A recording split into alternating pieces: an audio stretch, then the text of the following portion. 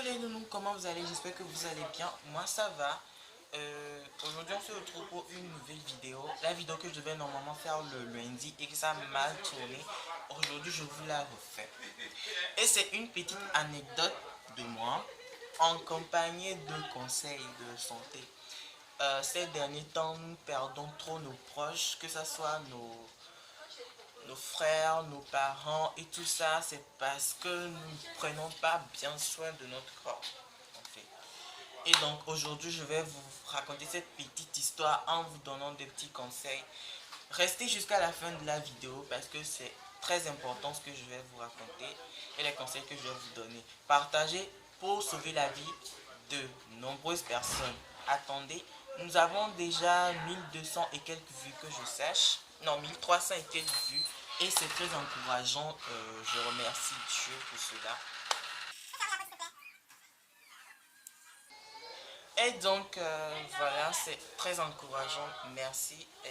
Je peux que vous remercier, vous demander de continuer à vous abonner, de continuer à visionner mes vidéos et tout ça, quoi.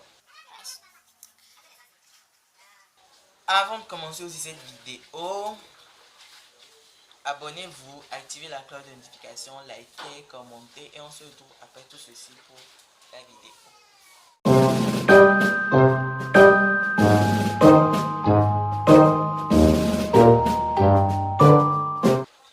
Et bien voilà, ma vidéo consiste sur une petite histoire de moi. C'était le 15 août. Le 15 août de cette année, j'étais sorti avec ma moto, j'étais parti chez un ami, on a causé, on a papoté et je devais rentrer aux environs de 15 heures. Je rentrais aux environs de 15 heures. Et ma moto est une moto catastrophique. J'ai un petit problème avec le moteur qui se bloque de temps en temps. Et donc voilà, j'ai quitté le jour-là. Je n'avais pas prévu que le moteur se bloque en route. Parce que d'habitude, le moteur se bloque au portail quand je reviens ou quand je vais partir. Et j'amène en même temps chez le mécanicien qui est juste devant la maison. Mais cette fois-ci, c'était carrément en route. Donc je revenais. Je voulais acheter du déguet. Je me suis arrêté.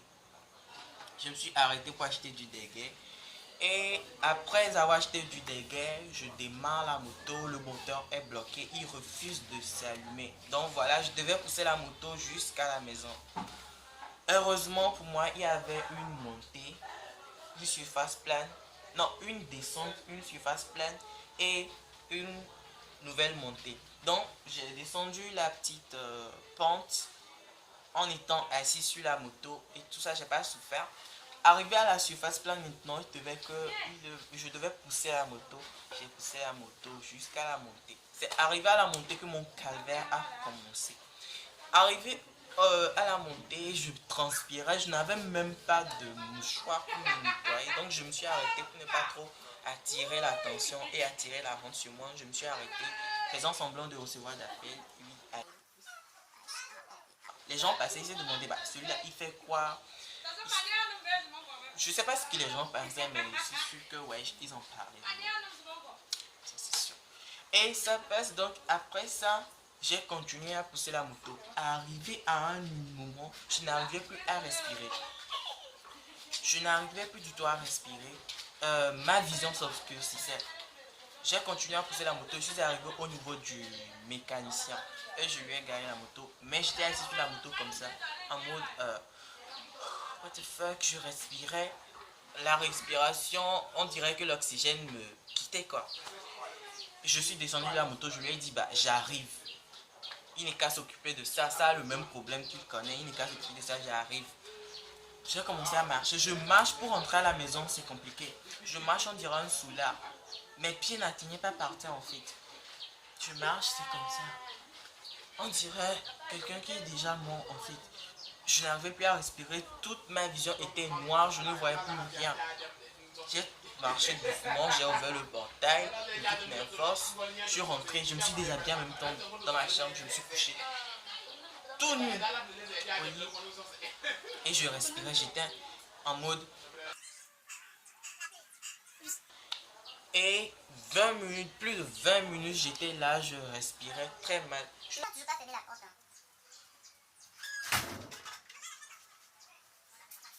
Et voilà, donc après ça, je me suis levé, j'ai remarqué que j'étais anémie en fait, et que je ne devais pas faire d'efforts. J'ai poussé la moto, c'est un grand sport pour moi, un grand sport pour les anémies. Donc voilà, les conseils commencent à partir d'ici. Vous qui êtes anémie, ne faites pas de gros efforts parce que ça va nuire à votre santé. Vous risquez de vous retrouver dans des états comme moi ou plus, plus que moi en fait, du genre, soit vous finissez à l'hôpital. Moi je ne savais pas. Ne vous inquiétez pas, j'ai déjà traité ça. Je m'en suis occupé tranquillement. Maintenant, je ne sens plus cela. Donc, mes conseils, c'est comme ça. Faites toujours les contrôles. Euh, Allez-y toujours à l'hôpital chaque 2 mois, chaque 4 semaines, chaque 3 mois pour faire votre contrôle de TH. Le TH, c'est quand on vérifie pour voir si on a le sang dans le corps ou pas. Le contrôle de GE, c'est pour le palud, pour voir si c'est négatif ou positif, et toujours commencer son traitement. Voilà la saison de la ramadan qui s'approche. Pour vous les parents, portez toujours de l'eau vert à vos enfants, ne les laissez pas partir au cours comme ça. Pour les enfants qui sont du faible, bon, donc des enfants faibles, protégez-vous toujours. Parce qu'on en a assez de perdre nos proches. C'est assez douloureux de perdre son proche. Et pour éviter cela, vous devez prendre soin de vous. Vérifiez si vous avez du sang. Si vous n'avez pas du sang dans le corps, tout ce que vous faites, ça ne servira à rien parce que vous n'aurez pas de force dans votre corps pour vaquer à vos occupations. Et ça, c'est déplorable. Vous risquez de partir du jour au lendemain parce que c'est ce qui a fait partir mon petit frère. Il avait le TH de 3. C'était pas beaucoup. C'était pas du tout beaucoup. Pour son âge, il n'avait que 17 ans. Et avec sa taille, il me dépasse en taille. Lui, pour quelqu'un de son âge, de sa forme, c'est pas du tout bien. Donc, contrôlez toujours votre TH, votre GE, parce que vous ne savez pas c'est quand le palu là va tomber sur vous. Il faut toujours prévenir. On dit toujours prévenir vaut mieux que guérir. C'est très important de vous protéger contre la maladie. Portez toujours des pullovers au moment où il fait froid, quand il fait chaud, ne reste pas trop dans la chaleur parce que la chaleur aussi, c'est pas trop bien pour la santé. Et à part ça, prenez vos médicaments pour vous à qui les médicaments ont été prescrits. Prenez toujours vos médicaments parce que c'est important pour votre santé. Si vous ne prenez pas les médicaments, votre maladie ne va pas partir. Vous voyez, donc c'est très important. À part ça, faites vos contrôles très régulièrement, c'est très important aussi. Et bon, c'est plus trop, il n'y a plus grand chose à dire. Vous-même, vous savez déjà. Vous connaissez bien vos parents, vous connaissez bien vos enfants, vous savez de quoi ils ont besoin pour leur santé. Faites ça au quotidien pour qu'ils soient toujours en bonne santé et que vous les ayez à vos côtés tous les jours. Ouais, c'est simple. Donc, ok guys, c'est la fin de cette vidéo que je devais vous faire normalement lundi, mais que ça n'a pas marché.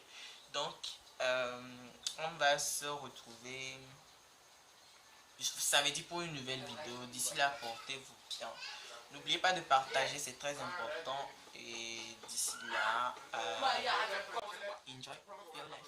Enjoy your life.